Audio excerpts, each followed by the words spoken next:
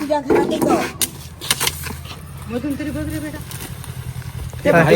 कवड्या हे कर मग मध्ये जाईल बरं. भरणी की भरणी तिथे भरणी मने अरे मने मण्यार कवड्या कुठून आला मग मण्यारच्या म्हणजे सावका आहे. विषारी विषारी साप आहे. विषारी. भारतातल्या 4 अति विषारी सापांपैकी एक आहे. अरे बाप पोराट ताई आपले लेकर तर इथेच राहतात की गं.